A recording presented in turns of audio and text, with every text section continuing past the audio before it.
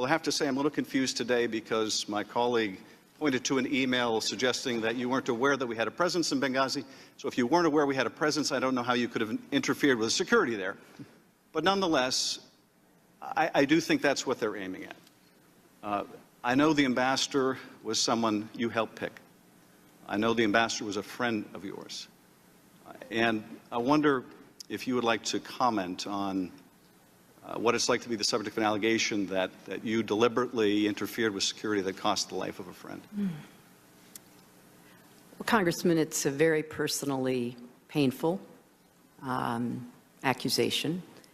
It has been rejected and disproven by nonpartisan, dispassionate investigators, but nevertheless, having it continued to be bandied around is deeply distressing to me.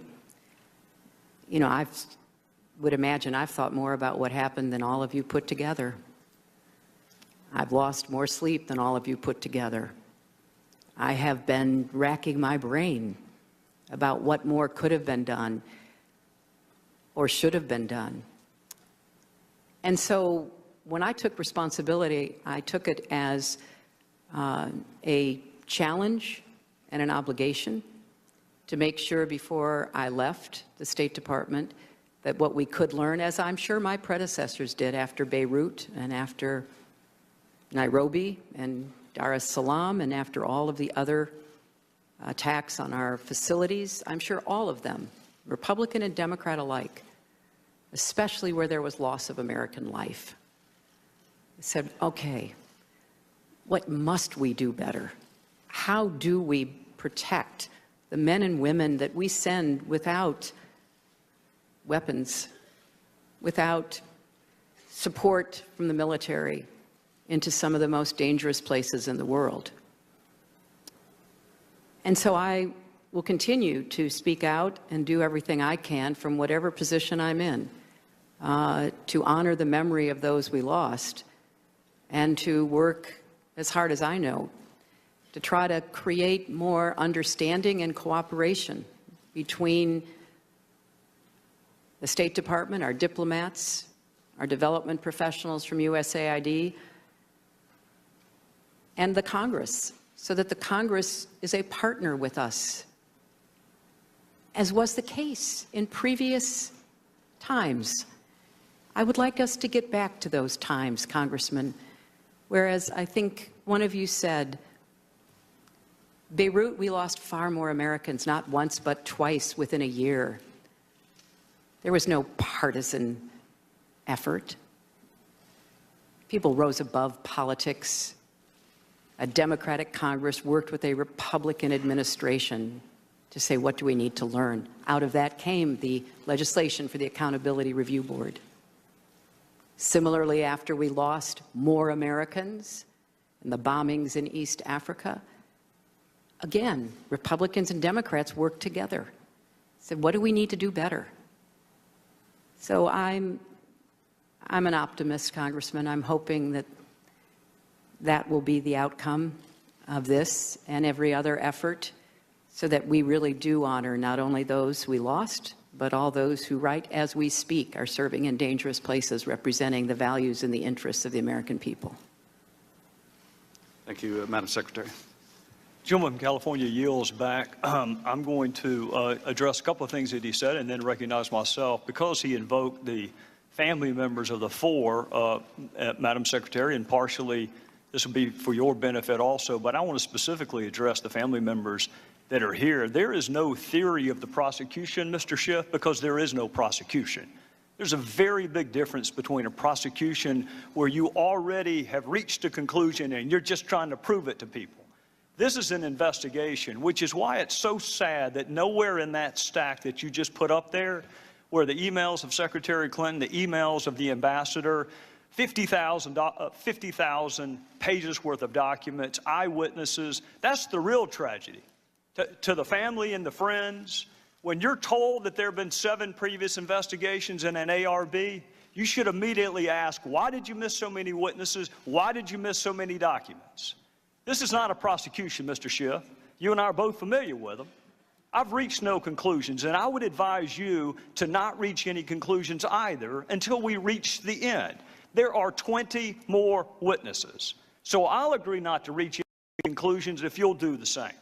With that, Madam Secretary, regardless of where he ranked in the order of advisors, it is undisputed that a significant number of your emails were to or from a Sidney Blumenthal. Now, he did not work for the State Department. He didn't work for the U.S. government at all.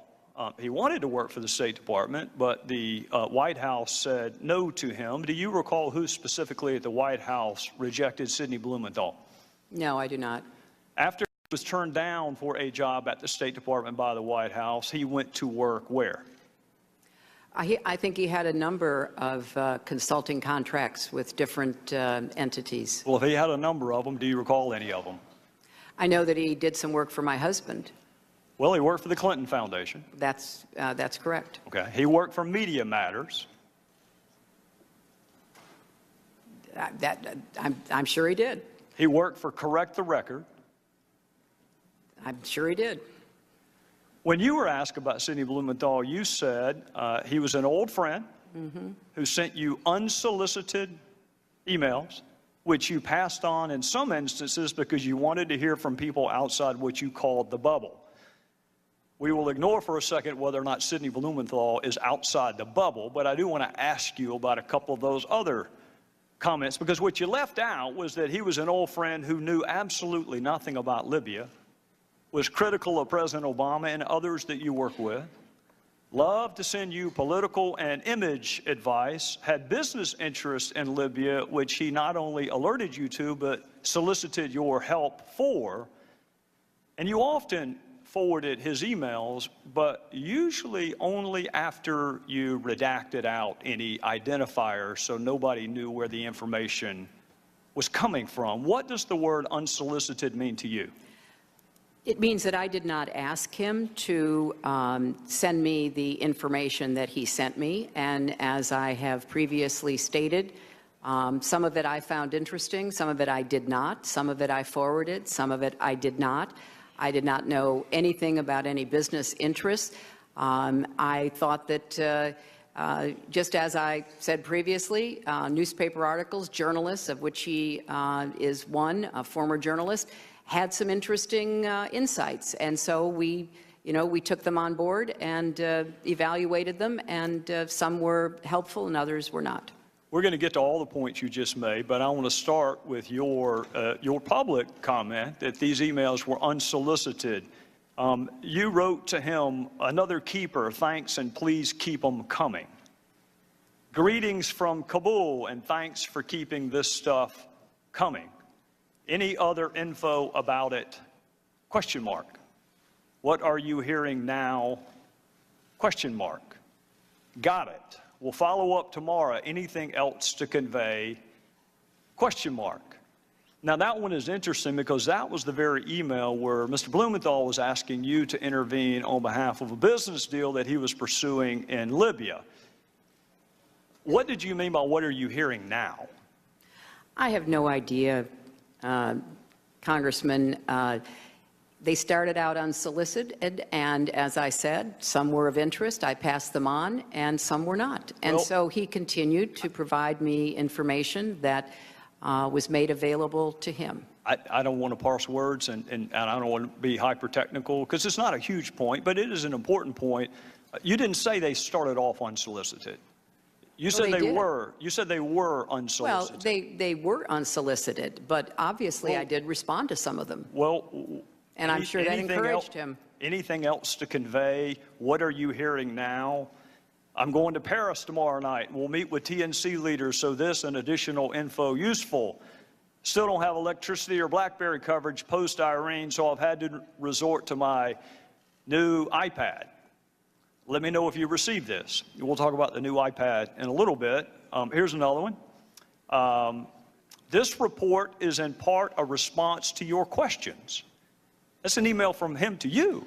This report is in part a response to your questions. There'll be further information in the next day. If you're the one asking him for information, how does that square with the definition of unsolicited? I said it began that way, Mr. Chairman, and I will add that both Chris Stevens and Gene Kretz found some of the information interesting, far more than I could, because they knew some of the characters who were being mentioned, and they were the ones, the kind of persons with the expertise that I asked to evaluate to see whether there was any useful information. We're going to get to that in a second. Now, before you give Mr. Blumenthal too much credit, you agree he didn't write a single one of those cables or memos he sent you. I'm sorry, what? He didn't write a single one of those cables or memos. I don't know who wrote them. He's the one who sent them to me. Would you be surprised to know not a single one of those was from him?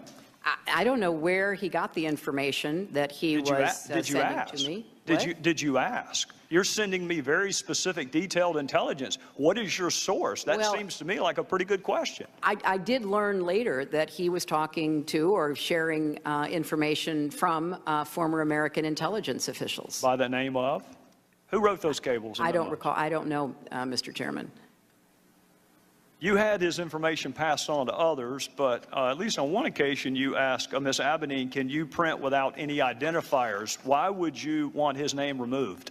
Because I thought that it would be more important to just look at the substance and to make a determination as to whether or not there was anything to it. Well, don't people have a right to know the source of the information so they can determine credibility? But he wasn't, as you just said, the source of the information. But you didn't know that, Madam Secretary, and that's what you just said. No, Mr. Chairman. I knew that he didn't have the sources to provide that information. I knew he was getting it from somewhere else. Whether he knew a lot of journalists, he knew others in Washington. It could have been a variety of people. Well, if you're going to determine credibility, don't you want to know the source? Well, it wasn't credibility so much as trying to follow the threads that were mentioned about individuals. And as I already stated, some of it was useful and some of it was not.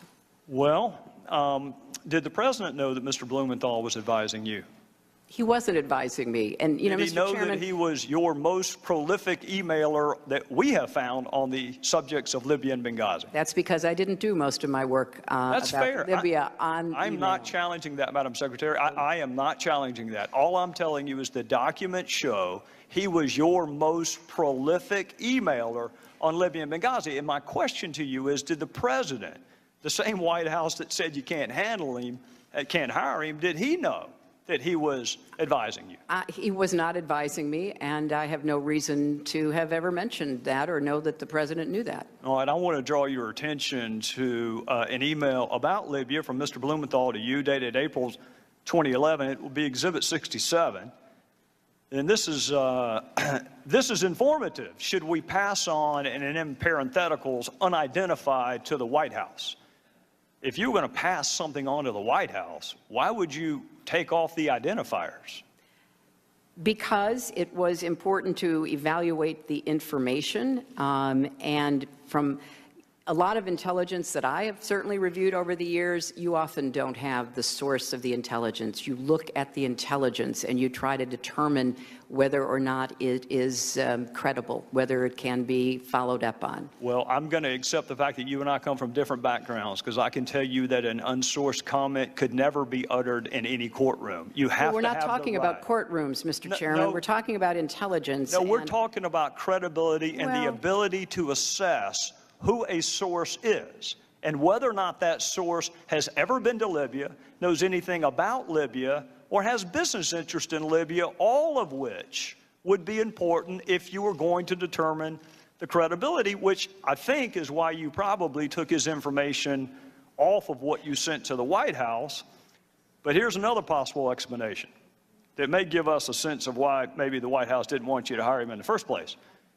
In one email, he wrote this about the President's Secretary of Defense: I infer Gates' problem is losing an internal debate. Tyler, and by the way, Tyler Drumheller, that's who actually authored the cables that you got from Mr. Blumenthal. Tyler knows him well and says he's a mean, vicious little, I'm not going to say the word, but he did. This is an email from Blumenthal to you about the President's Secretary of Defense. And here's another Blumenthal email to you about President's National Security Advisor. Frankly, Tom Donilon's babbling rhetoric about narratives on a phone briefing of reporters on March the 10th has inspired derision among serious foreign policy analysts, both here and abroad. And here's another one from what you say is your old friend Sidney Blumenthal. This is a quote from him. I would say Obama, and by the way, he left the president part out, I would say Obama appears to be intent on seizing defeat from the jaws of victory. He and his political cronies in the White House in Chicago are, to say the least, unenthusiastic about regime change in Libya. Obama's lukewarm and self-contradicting statements have produced what is, at least for the moment, operational paralysis. I think that may give us a better understanding of why the White House may have told you you cannot hire him. Blumenthal could not get hired by our government, didn't pass any background check at all, had no role with our government, had never been to Libya, had no expertise in Libya, was critical of the president and others that you worked with, shared polling data with you on the intervention in Libya, gave you political advice on how to take credit for Libya, all the while working for the Clinton Foundation and some pseudo-news entities. And Madam Secretary, he had unfettered access to you. And he used that access, at least on one occasion, to ask you to intervene on behalf of a business venture. Do you recall that? You know, Mr. Chairman, if you don't have any friends who say unkind things privately, I congratulate you. But from my perspective, I'd like to think I'd correct them. I don't know what this line of questioning does to help us get to the bottom of the deaths for Americans. I'll be happy to help you understand that, Madam Secretary. But I want to reiterate what I said to Congresswoman Sanchez. These were originally unsolicited. You've just said that perhaps the main, if not the exclusive author, was a former intelligence agent for our country who rose to the highest levels of the CIA and who was given credit for being one of the very few who pointed out that the intelligence used by the Bush administration to go to war in Iraq was wrong. So I think that, you know, the sharing of information from an old friend that I did not take at face value, that I sent on to those who were experts, is something that you know, makes sense, but it was certainly not in any way the primary source of or the predominant understanding that we had of what was going on in Libya and what we needed to be doing. Well, Madam Secretary, I'm out of time, and we'll pick this back up the next round, but I'll go ahead and let you know ahead of time why it's relevant. It's relevant because our ambassador was asked to read and respond to Sidney Blumenthal's drivel. It was sent to him to read and react to, in some instances on the very same day he was asking for security. So I think it is eminently fair to ask why Sidney Blumenthal had unfettered access to you, Madam Secretary, with whatever he wanted to talk about, and there's not a single solitary email to or from you, to or from Ambassador Stevens. I think that is fair, and we'll take that up next Gentleman round. yield. Gentleman yield. Sure. Thank you. Mr. Chairman, you've made several inaccurate statements over the past month as you have tried to defend against multiple Republican admissions that the Select Committee has been wasting millions of tax dollars to damage Secretary Clinton's bid for president. On Sunday, you made another inaccurate statement during your appearance on Face the Nation, and it's being taken up here, and this is the relevance. Here's what you said, and I quote, "There are other folks who may have equities in her emails, and there may be other entities who are evaluating her emails. But my interest in them is solely making sure that I get everything I'm entitled to so that I can do my job. The rest of it, classification, Clinton Foundation, you name it, I have zero interest in it, which is why you haven't seen me send a subpoena related to it or interview a single person other than Brian Pagliano, because I need to know that the record is complete." And I'm going back to the truth, the whole truth, and nothing but the truth. I'm waiting. Chairman, let me finish. I'm waiting on you. I've been very patient. Just wait. I'm waiting on the inaccurate statement. I'm getting there. Mr. Chairman. Well, we got to take your a break. statement was, well, it's not going to take long. You took up 4 minutes over, so let me have 3. I've let everybody go over, Thank including you, Mr. Conlon. Thank you very much.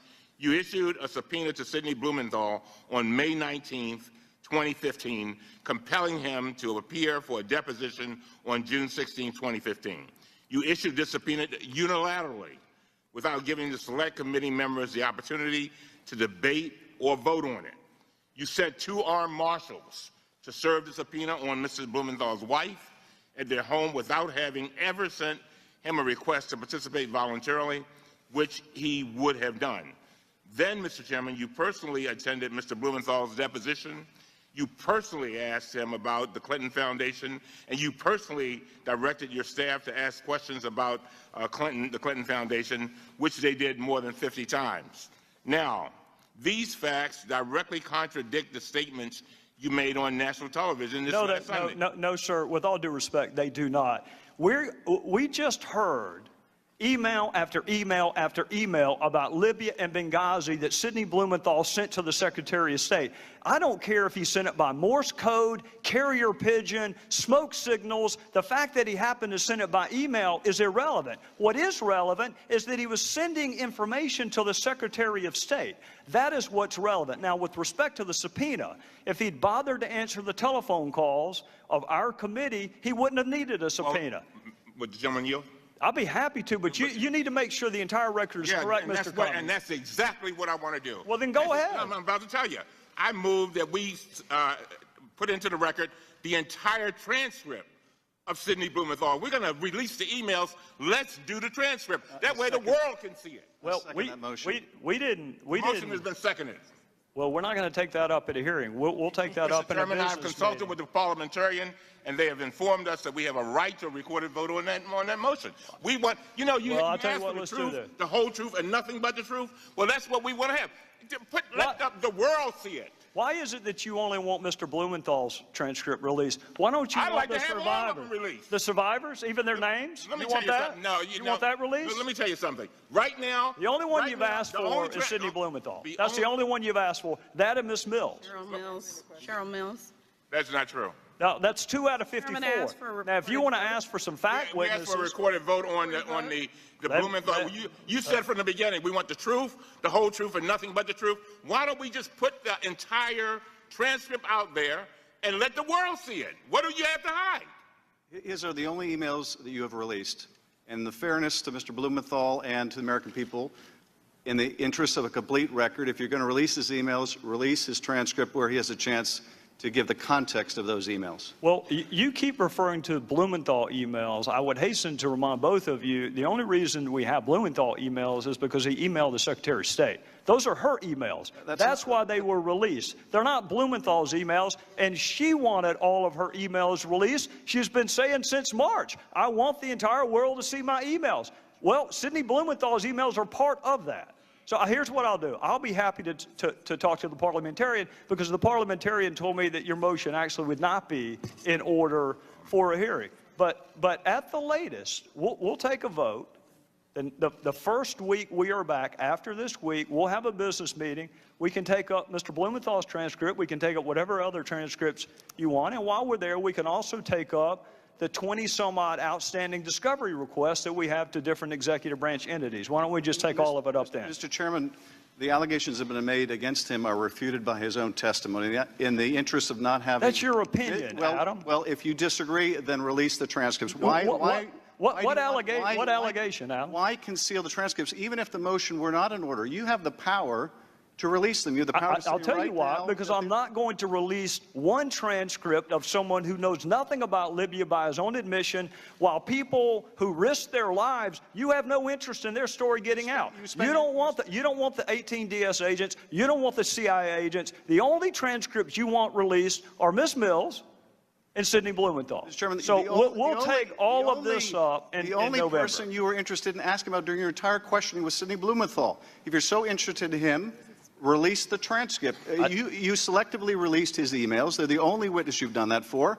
So you're asking why are we only asking for his transcript? I'm going to saying ask the because you gentleman from released his California emails. to please do a better job of characterizing. These are not Sidney Blumenthal's emails. These are Secretary Clinton's emails. And I'll tell you what, if you think you've heard about Sidney Blumenthal so far, wait till the next round. Sure, With that, we're adjourned.